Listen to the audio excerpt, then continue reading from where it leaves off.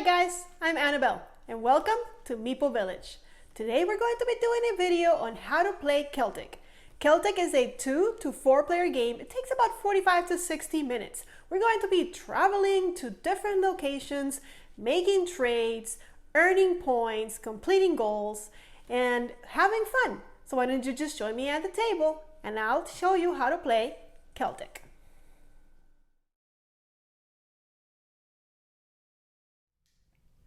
The setup for Celtic is super simple. All we have to do is find the trade cards and separate them into decks. Now, once you've done that, you just match the color and symbol of each space. There's 7 in total. Let's go ahead and do that now.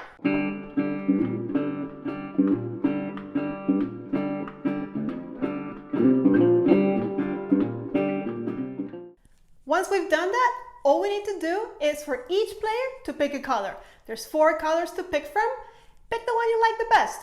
Take all of your markers of the same color and put them over in the Celtic village. You can tell which one is the Celtic village because it's bigger than all of the other ones. Let's go ahead and say for this game, someone's going to be the blue player and maybe there's going to be a red player, and why not? How about a yellow player?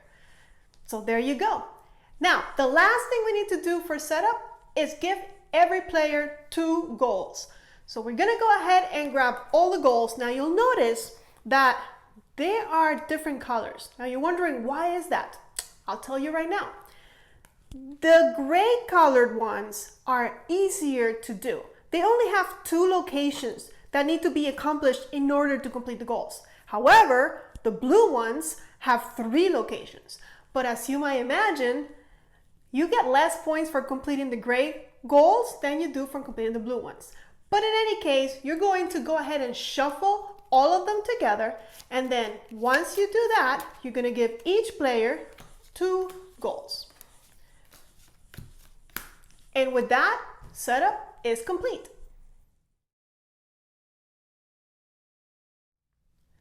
Before you start taking turns, give one of the players the prince, the first player marker. Now you're ready to start. Your turn is very simple as well. You only get to do one thing in each of your turns, and that is to move. That's all. But don't be deceived by the simplicity. You'll see what I mean later. So you get to move either 1 or 2 spaces along the roads. You cannot use the rivers to move. We don't have boats. We are going on the road. So just make a decision depending on what goals you have of where you want to go and move. You move either 1 space or you can decide to move 2 spaces. Now the cool thing about this game is that while you're taking your turn, the other players are super interested in what you're doing because they can follow you. It's like they get like a free ride with you, a free Uber to where you're going. The only stipulation of movement with the other players is that they have to start where you started and end where you ended. So for example, let's say that the yellow player is going to move 2 of his family members 2 spaces. Then the other players can decide if they want to follow or not and with how many of their family members they want to follow. Let's say that the blue player decides he wants to go. He wants that free ride and he wants to take a bunch of his guys.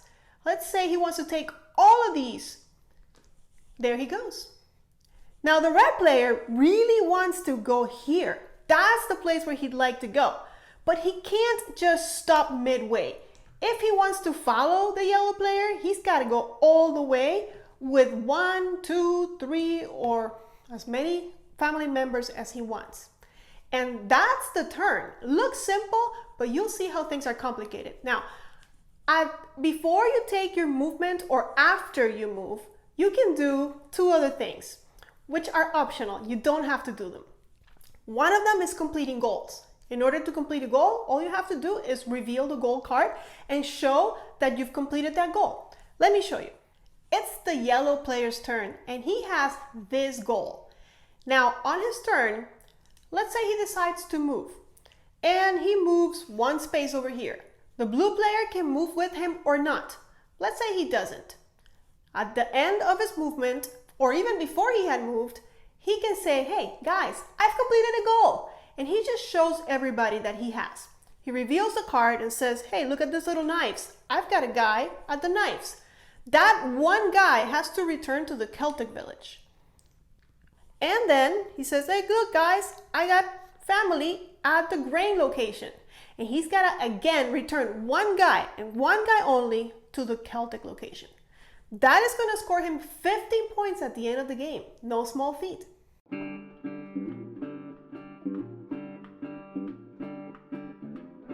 So now you know how simple the turns are. You're just going to move either one or two spaces, and then once you move, you can complete goals. What's the other thing you can do? You can trade. Let's say it's, again, the yellow player's turn, and he's at this location, which happens to be the yellow location. Before he moves or after his movement, he can decide to trade here. And when he trades, he returns his tokens back to the Celtic village. In this case, he's returning 2. That means he's going to get 2 yellow cards to his hand. He keeps them secret, and you'll see how these work when we go to scoring in a minute. I want to point out that you can trade in as many different cities as you have family members in. For example, let's say it's the red player's turn, and he is in these locations. He can decide to trade 1 card from the green deck and pick 1 card.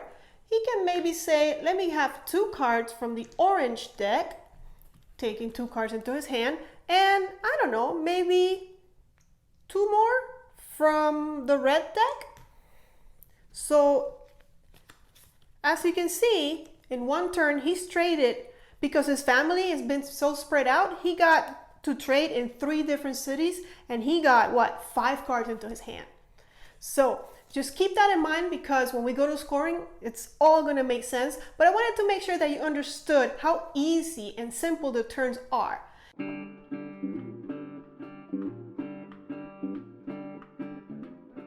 Now things are going to get complicated. Let's go to scoring.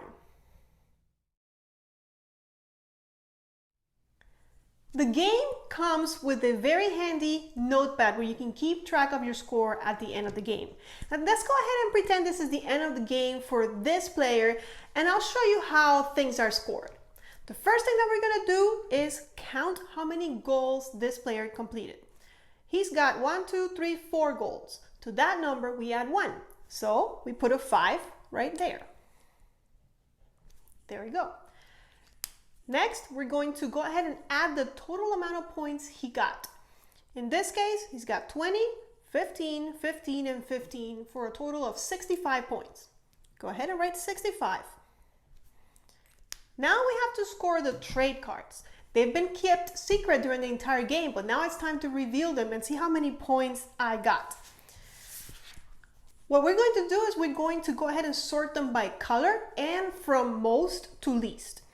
So, for example, I have 4 blues.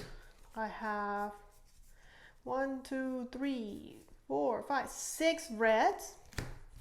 1, 2, 3, 3 yellows. Also 3 greens and 1 orange. So that's kind of how I ended up looking. Now, first, we need to look at that number we wrote before, the 5. I can only score 5 of each color. I only have 1, so that's good. Here's 3, so I can score all 3. Another 3, I can score all of those, no problem. How many blues did I get? 4. Okay, I'll be scoring all 4 of those, not a problem. But red. 1, 2, 3, 4, 5, 6. I got 1 too many. I can only score 5 out of the 6. So one of them, I just got to toss. It's like I never got it. We did that. Now we move on to scoring. What we're going to do is we're going to go from most to least and write everything down. For example, I got, like I said, 1, 2, 3, 4, 5 that I can score. I can't score that 6th one. So I have 5 of the most. And that's going to be a multiplier of 1. So 5 times 1 is 5. It's easier if you do it on the score track because you can keep track. Let's go to the next one. I got 4 blues. So if I write down that I got 4, then I can simply multiply it. 4 times 2, that's 8. Now these I got 3 yellow and 3 green. So it doesn't matter which ones I score first. I got 3. So I'm going to write a 3 here. And I get 3 times 3, that's 9, and 3 green ones. 3 times 4, that's 12. And finally, I got 1 orange, which is 1 times 5. I get 5 points for that one. So you can see that it really makes a difference what you're trading and how many cards you're getting in your hand. You don't want to get too many. You want to kind of keep a balance between your goals and your trade cards. So at the end, when you're done all that, you can ignore this column. Just add all these up and write the number down here in the total. So if I add up all of these, I get 104 points for me. Yay, not bad. Who knows? Maybe I was the winner. But that's how you score Celtic. All right, guys, you have all the information you need in order to play a game of Celtic. Why don't you go try and play one on your own? Now, if you found this video helpful, why don't you just give us a thumbs up, like and subscribe. Also follow us on Instagram and Twitter. Until the next video, may you play more games.